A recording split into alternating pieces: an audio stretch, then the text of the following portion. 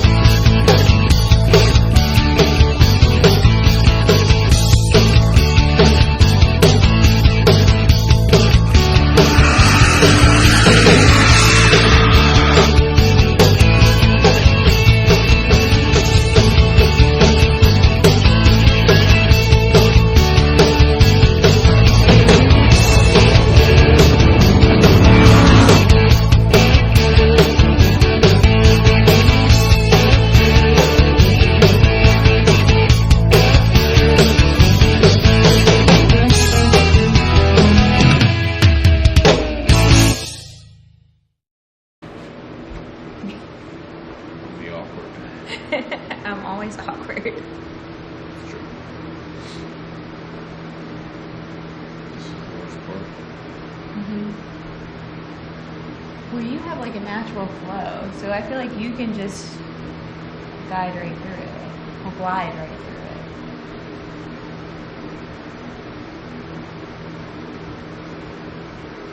Where do you want to start? It's been a minute since we made a video.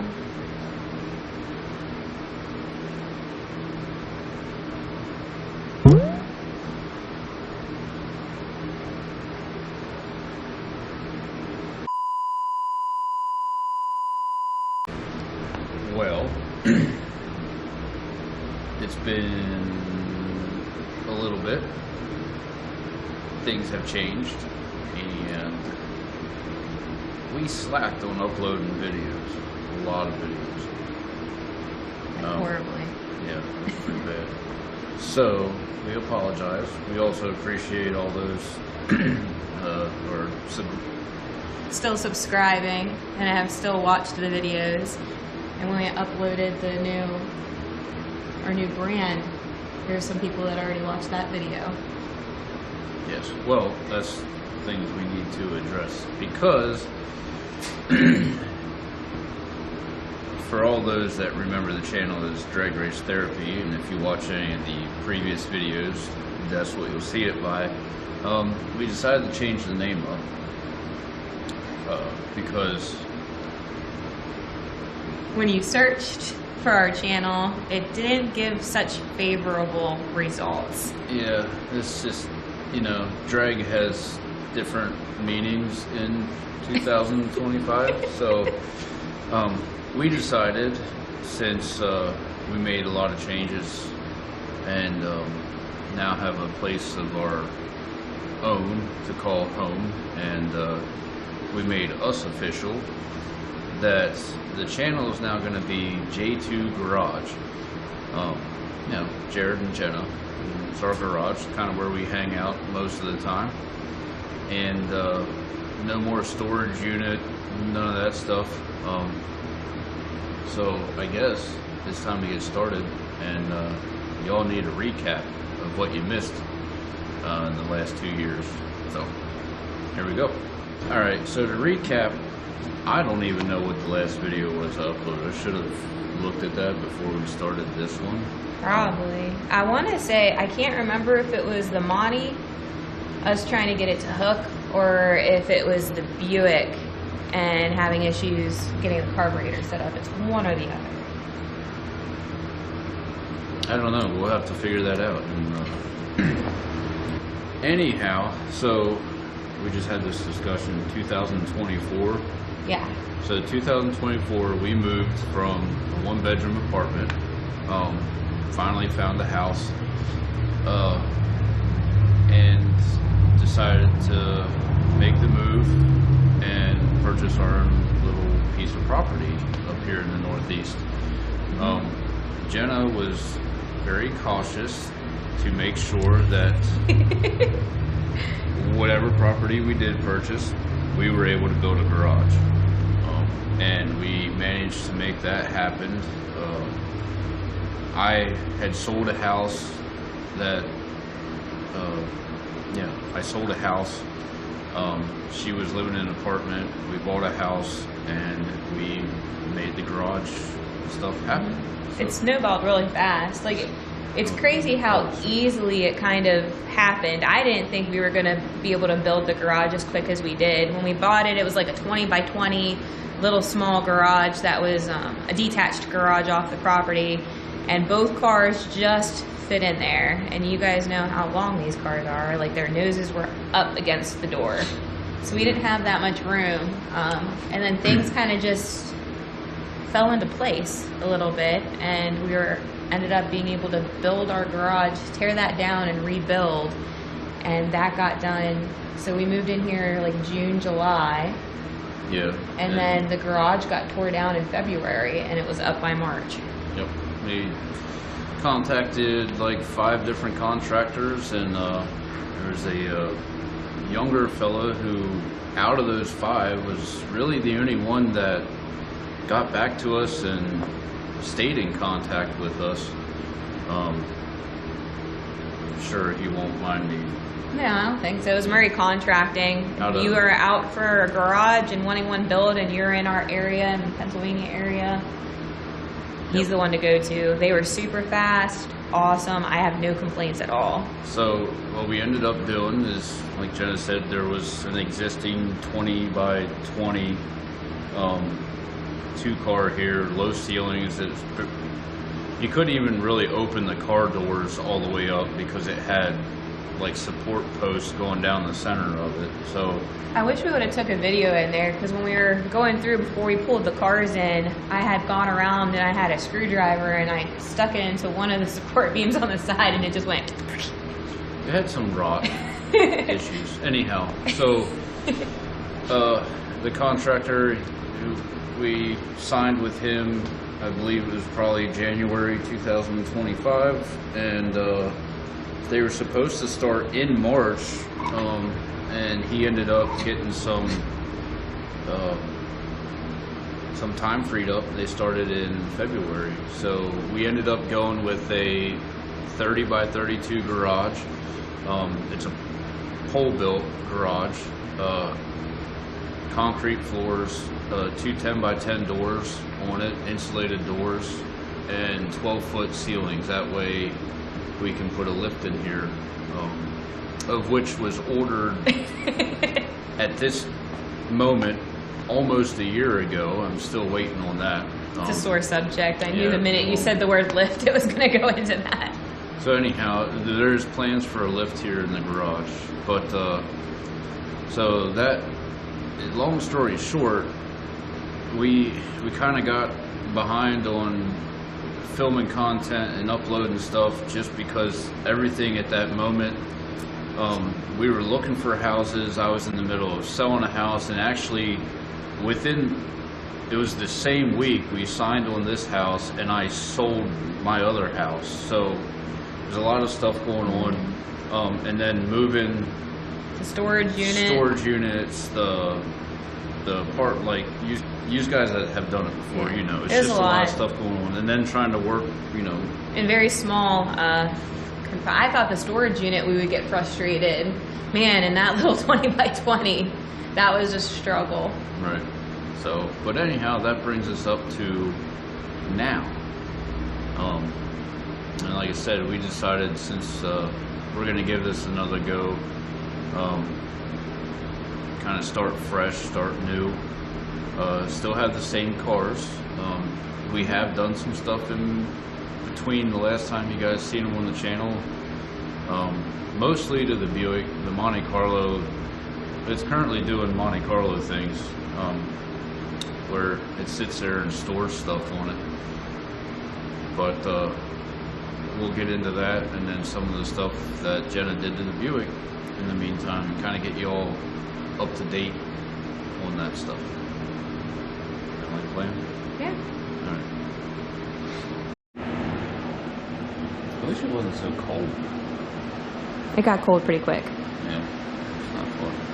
Anyhow, so the Monte Carlo is pretty much the same, I think, as when we did the drag anti-roll bar from Spone, and then took it to the track.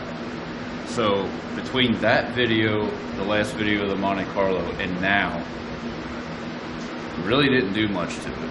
I only had it out one time this springtime. I think back in May, April, late April or early May, we had it out. So anyhow,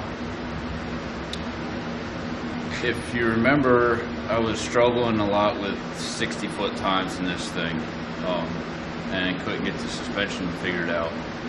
So while I was at work, actually Jenna here, she decided that she was going to watch a whole bunch of videos and whatnot on suspension and all that. And shout out to Kevin Wilson, SBC, his YouTube channel.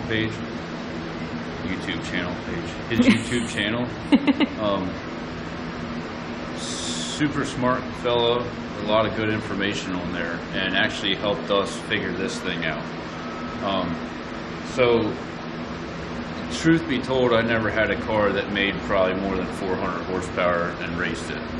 You know what I mean? Like, I raced a lot in high school, basically, like test and tune and grudge stuff. You know, as a high school kid, you know, everybody has the fastest cars. So we used to just put up, shut up, and go to the racetrack instead of. But back then, I had a Camaro with a small block in it. Might have made 400 horse, ran like mid-12s. Anyhow, fun car to drive. Drove it all the time. Back on track. So this thing here, I was struggling 60 foot. In May, it actually made personal best pass. We didn't do anything to the tune-up in the engine. Still same boost curve. I think 10, maybe tickle 12 pounds of boost out the back on that log. What I did is I changed the bar angles in the back and tightened up the rear suspension a lot. Found out that the bar angle had been, it basically yielded about 168% anti-squat, which in some cars on a radial might be good, but most of the time our track is not prepped for a radial. So I decided to make a bar change, put slicks on it, and tighten the rear shocks up. And the car, it would, prior to this, would 60 foot like a 179. Like, it was pretty bad because I pulled a lot of power out of it just to get it to hook. It went like a 159 60 foot, which still isn't great, but for this car it's a whole lot better, and went 673 at like 106 or 107 in the 8th on low boost, not leaving on a lot of power. And pretty much after that I just parked it, and I was like, it's made me happy, and we were more focused on Jenna's car at the time. The only real upgrades that were done to it was I put a Holly dash in it, and it was because I had I wanted one in there, I'm not gonna lie. I just needed an excuse to spend the money on it. So with the help of a firm and my bad influence and Jenna's bad influence, and the fact that that day when I was racing it, it was leaking oil onto my pant leg because the oil pressure gauge started leaking in it, pretty much set the tone for that. So it's got a Holly 6.8 inch Pro Dash in it now, which if any of you guys know, I mean, the Holly stuff, I like the Holly stuff. No, they don't pay me to say that. I wish they would. Holly, that'd be really helpful. But a lot of adjustability. You can set all sorts of parameters, gauges, sensors, warnings, all that kind of stuff in there. You can change screens if you want, and you can, you know, add gauges to all this stuff, set it up however you like. I think a lot of times I'll run that one on the street or that one, but yeah, you can, there's so much stuff you can do with this. We're not going to do a video on all that, but because there's plenty out there on YouTube, but I definitely like it. I would have went with the 12-inch dash, but it was double the price of that and pretty much worth more than the entire car. Oh, I lied. There was one more upgrade, only because I fell in love with them and I couldn't afford like legit weld forged wheels or RC comps or anything like that, because I just can't fathom spending that kind of money on this pile. But put a set of VMS racing wheels on it, 17s in the front and the 15x10s in the back. The only downfall I have with that is the lug nut holes. Jenna, if you show them here, this hole here for the lug nuts is too small to run a 5/8 wheel stud and nut combo in it. Plus you need like I have an aluminum spacer that spaces it out, a lot like Jenna's wheels over here.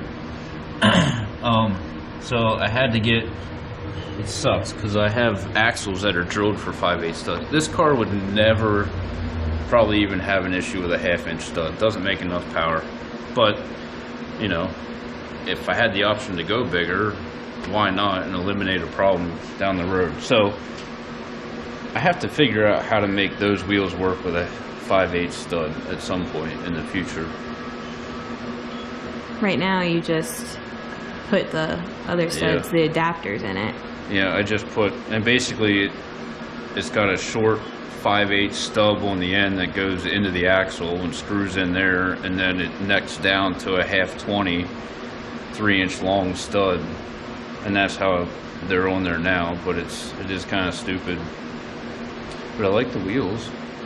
So, but we'll figure that out at some point. So yeah, as far as the Monte Carlo goes, the dash was upgraded. I put different wheels on it, made some suspension changes in the back, and that made it work a whole lot better. The suspension changes, none of the other stuff, that's just aesthetics. But that's pretty much all we got on the Monte Carlo. And I don't drive it. It sits here. I should. You should, because it's a lot of fun. Yeah. I finally got ballsy a little bit and decided to play with the turbo. That was fun. Is that why there's rubber on the back quarter? Maybe. No. Because when you let me take it I had to take it to get aligned. It's front end aligned. Yeah. So, but since Jenna's been doing burnouts on the street and not telling anybody about it, I think the other thing, what I'd really like to do is upgrade the roll cage in this car. I have another motor that we could build for it, and I could beat on it a little harder than this Gen 3 motor, but there's no sense doing that if the car is not safe. So I'd rather get the foundation of the car prepped and ready before we do that. But those are things that we plan on doing here on the channel and down the road, here in the garage. So that's where we're at on this.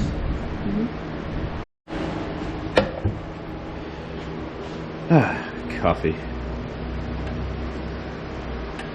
What's that? It's pretty nice, isn't it? Yeah. So Turned out pretty nice. This motor is not going on my car. It's Jared's brother's. Oh. Don't worry, guys. It still has a Buick motor in it. Yeah. All the Buick folk just fell off the edge of their couch. There it is. It's still in there. I didn't do it. Nope. No. But you did do a lot of stuff. Yeah, since the last video, I think we were playing with the carburetor. I was struggling. And then Affirm got me. Like, you know, they got Jared with his wheels. Damn them. They got me, and that is not a carburetor under there. It looks like a carburetor. It is the Terminator X Stealth, which installation, very easy. I was very intimidated. When you get that box, there's a lot of wires, and it is scary. Jared kind of helped me through organizing the wires, and it's only like 8, 9 wires total. I think it's actually less than that. I don't know. It was something small, and I was like, oh, that's not that bad. So the installation of it was really simple. The getting it set up, getting it to run, very simple. I used one of the Wizard tunes for the big block Chevy motor. It started up pretty easy.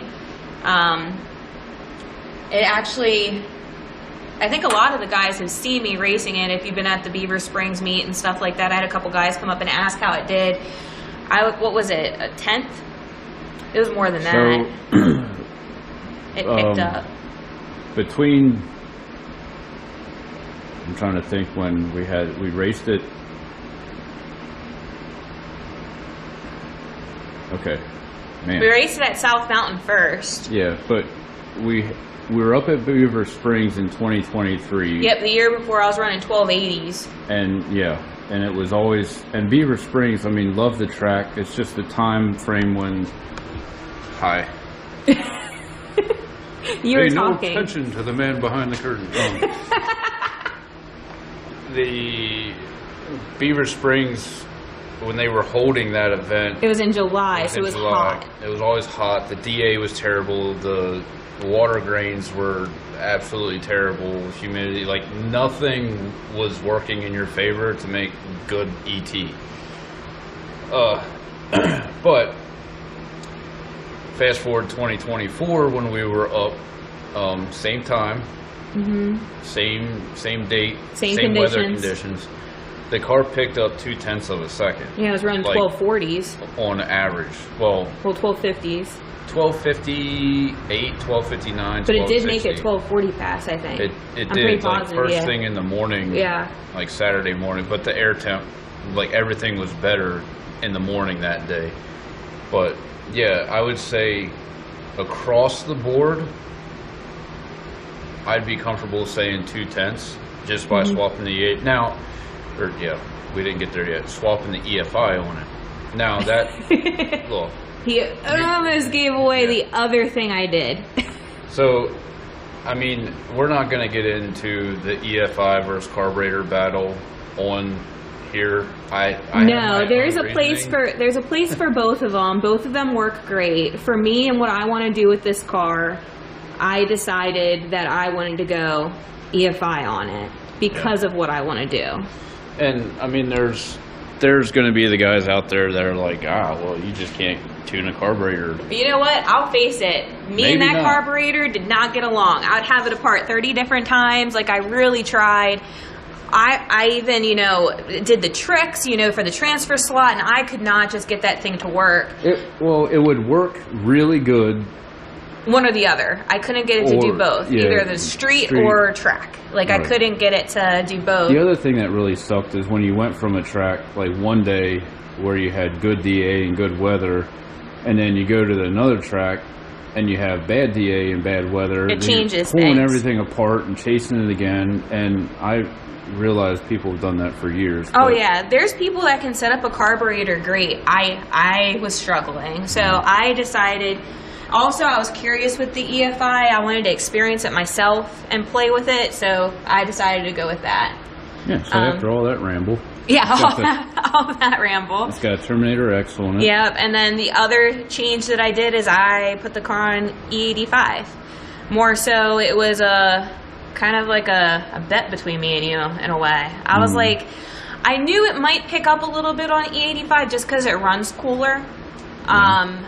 But I was like, I don't think it's going to be that much. I think the Buick's going to act the same, regardless. I just thought it was going to eat more gas on the 85, but no, I was wrong. It picked up. It did run better. Its manifold or its intake is staying cooler. It usually was like 105, 110 on a hot day at the track, and it was running like 90s, 80s on E85. Yeah, like a 20-degree drop. Yeah, so there was like a 20-degree drop in it. Also, one of the weird things is this motor leaks oil it's a Buick thing, we all know. It stopped leaking in some of the spots. And I think what's happening is the E85 runs so cool, I think it's keeping the motor just a little bit cooler, and it's helping seal some of those gaskets a little bit better. That's all I can come up with. I chalk it up as coincidence. There is oil in it. We've checked that. Yes, we made sure of that. I always make sure of that. At any rate, we're not gonna question it. No, we're just gonna roll with it. It still marks its territory. Don't worry, it still leaks a little bit, but it's just not in the same places. Well, yeah. The other thing, we did put a bigger breather setup on it. I think that we might have some videos. I think we filmed that. Yeah. Okay, so that could be. I think we did that already. Yeah. Yeah. I don't know. Anyhow, I can't remember. All around better. Hey, look, yeah. It's leaking oil. Where? What are you talking about? Right there. Oh, it's not as bad as it was. It's not as bad as it was. It's because it heard you talking about it. I know. You told me to stop talking about it. Anyhow. What was the second thing I did? Well, this past year when we were up at Beaver Springs, it caught fire again. It caught on fire again. But no, I put the line lock on next. Oh, yeah. So I put line lock on it. Yep. And that's why it caught fire. That was self-inflicted. See, what Jenna did was... Listen to Jared. I kind of hooked up it wrong. And so, ground wants to find the least resistance. Mm-hmm. And it found its least resistance in the little indicator light that I made for the line lock because I put the high load on. Yeah. I understand what you're saying, but they're probably not going to understand. Maybe here, let me you explain. So she kind of it makes sense in my head. Yes. Basically, we used the button on the shifter to activate a 4-pin solenoid to carry the load, right? And it was ground activated on the solenoid, and it had a small indicator light that she wired in, and since we weren't using power through the switch, we went to the power side on the load side of the relay to tell the little LED when to come on. The problem is I think we had a slightly bad ground at the solenoid, so the load side that was coming through the relay to the line lock solenoid pretty much bypassed the solenoid and went straight through the little LED to ground. And it got really bright and then really smoky in there. So obviously the LED wasn't designed to hold, 20 amps. Mm-hmm. It wasn't happy with it. That was this year. Yeah. That happened. Last year it caught on fire. Right. Because of my radio. I actually did it when yes. You were testing the line lock. I was testing it because you said it wasn't working. And we had a bunch of other issues. The MSD, it just would act weird. It wouldn't disengage the 2-step. Yeah, she would let go of the trans brake button and it would just stay on the 2-step. Like it wouldn't go past what we had the 2-step set at. So there's a bunch of weird things going on, and Jenna decided that it would be best just to rip everything out. Well, if that's how this happened, wasn't so much me telling you, hey, I'm going to rip the car apart. It was more of like, you came home and the car was tore apart and you're like, what's happening? And then I showed you that I bought the painless wiring kit with the firm. Yes. So we Jenna did most of it. You did a lot of the engine side because I liked his idea, and he explained to me, all of the stuff that makes the car operate just regularly, like headlights, all of the factory stuff should be on one circuit. It's regular, the fuse block. It should be there. And then any of the aftermarket stuff, like your trans brake, your line lock, all that stuff should be on a separate. That way, if you have an issue, it's either two sides. If it's an issue with the line lock and stuff, it's going to be on this side. I'm pointing over here. That's because that's where we have it wired. It's in the glove box. Yeah, so he helped me break that apart and help me understand the connections. I did the interior wiring with the dash. I'm happy he helped me because I wish we had a video, and we should have did a video. I was all excited. It was all set up. it was working. I tell Jared to come check it out, and some of the things aren't working, and then he shuts the doors and all the marker lights turn on. And then he opens the door and they turned off. He shuts it, they turned on. So it was just poor execution of a ground wire. It was a neat feature, just not factory on a 71 Skylark. Yeah. And then I had two of the dash wires. I had two of them backwards. Just when you're wiring, and Jared told me a couple of times, he said, you know, I know the painless kit, the wires come pretty much the same color as the factory, but double check your factory wiring diagram while you're doing this, because some of the colors might be backwards. And I did not listen. I was like, blue and blue, oh, they connect. Yeah, except the blue, the dark blue in the painless kit was the right turn indicator in the dash, and the dark blue on a 71 Skylark in the dash is the oil pressure light. So oil pressure light worked good. Blinking. Had oil pressure, didn't have oil pressure. Had oil pressure, didn't have oil pressure.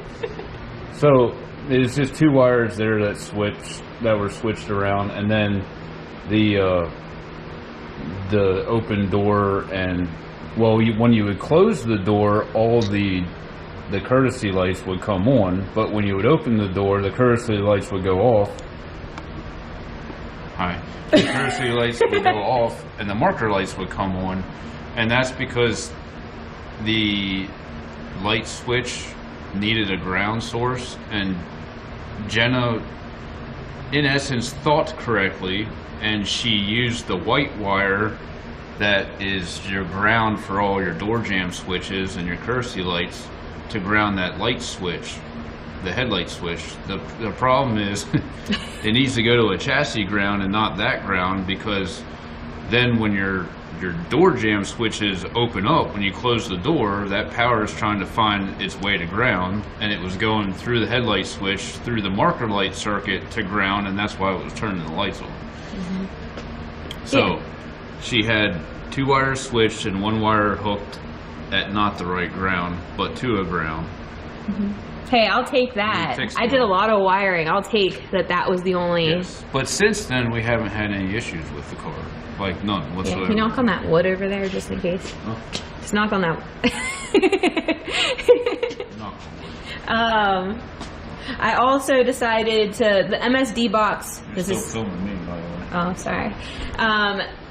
This is taboo, and I know it's taboo, but the MSD box was in the glove box. And I decided to remove that and put it under the engine bay, because with the two-step, it was two options that's causing the two-step to not disengage. It's either the MSD box is getting hot, and we all know wires, when they get really hot, they do weird stuff. Yep. So it was either that, or how I had my two-step hooked up, it was getting back feed from the trans brake. What they call flyback voltage. Yeah, flyback voltage, and it was causing the MSD box to think that there was 12 volts there to not disengage it. Yeah. Either way. Yeah, so it was either one of those. So I was like, you know, while I'm doing this, I know I'm eliminating the wiring issue, but let me just eliminate this heat issue. Because there was times where I would drive, well, constantly, I would drive the car, you could not put your hand on the MSD box. It was that hot. So it is now underneath the fender. I made a plastic bracket, which I think I have photos and stuff that you can throw in there. I made a plastic bracket to set it up in there and keep it square in there. What else did I do? So we did the EFI. Yeah, the EFI. Rewired everything, and you put a set of double adjustable shocks in the back. Yeah, I put double adjustable shocks in the back because I couldn't was it last year or the year before? I was having issues with the car launching off the trans brake. It's really dark down here. Do you need me to get a flashlight? Can you see the shocks? They can see them. I think so. Yeah, it's a set of Viking double adjustable. Yeah, you can't Viking beat it for the Warriors. price, and I have no complaints whatsoever. It was funny. Jared was at work when I installed them, and then I went and took the car for a test drive, and I came back, and the Buicks just ride nice. I didn't realize how nice it was riding until I saw the rub on the tires, and Jared came home and was like, what's that? And I was like, I had this shock set up too soft. I should probably put them, they give you a diagram of what to set them up. And I was like, oh, I'm going to put it on the cruiser, you know, street car.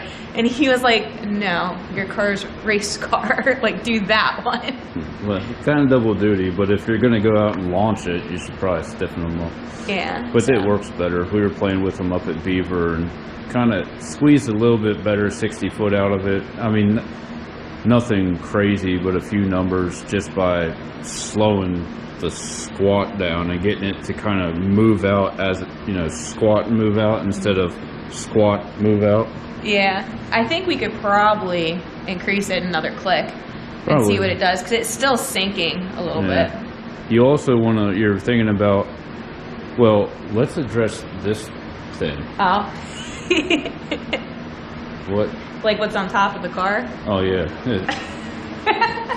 It's like Griswold Cruiser now. Wait. Oh, there's so many things I did to this car. I didn't realize that I did this all. This is a lot of stuff in a year. A lot.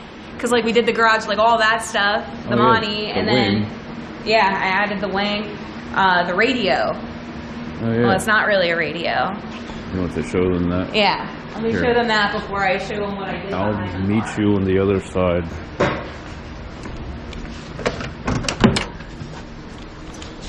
So this is Jenna's new Bluetooth radio.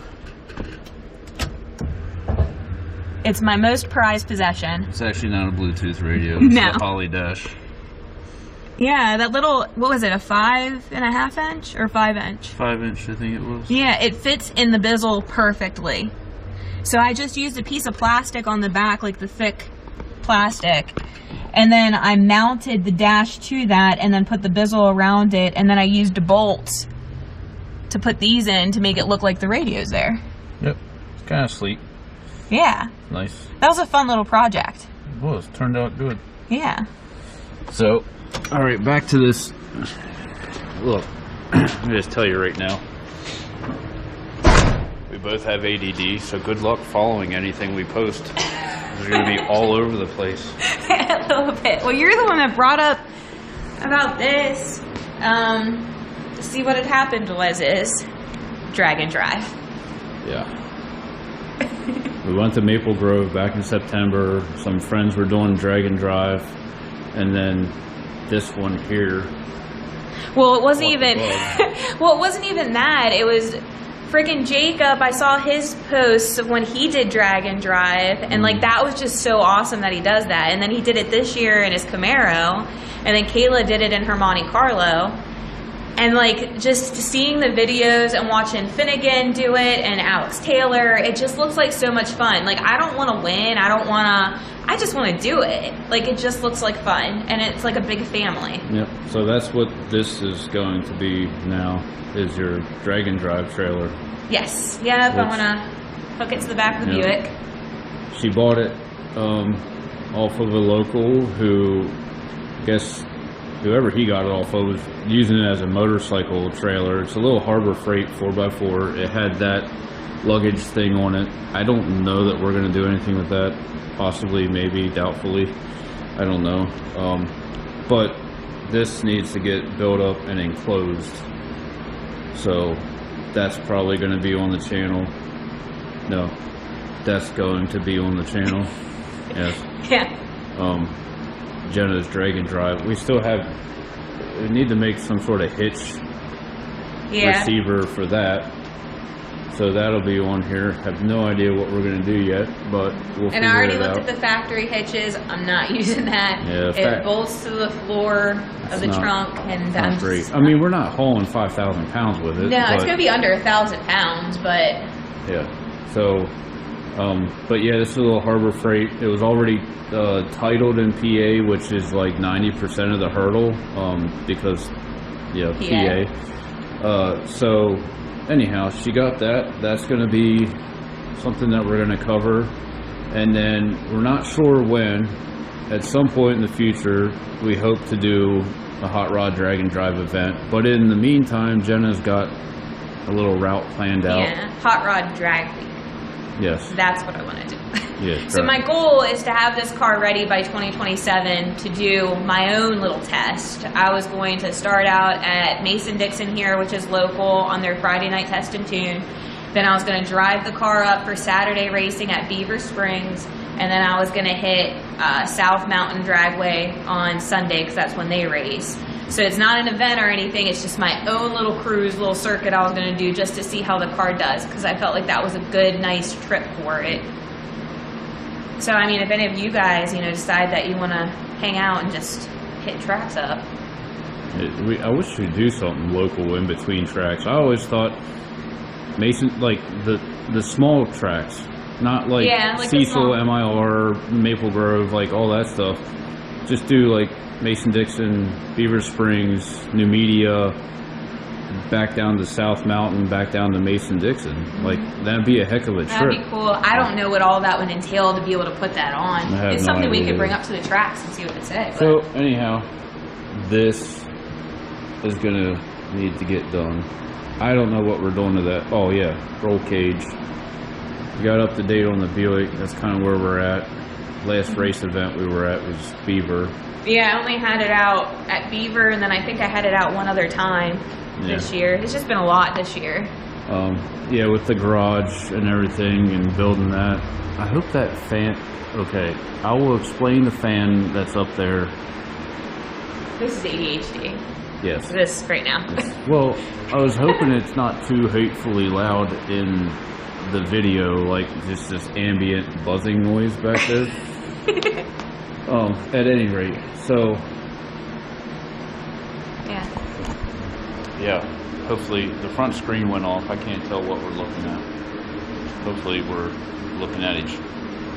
Hopefully that video is okay. We just got to upload something, right? So hang on.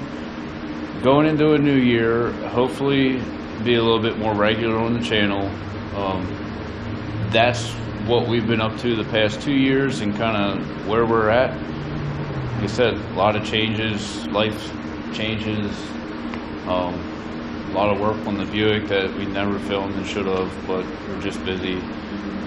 We did our best. It was just... We do have some clips of it. I'll try to dig through and see what I can find. But yeah, it just...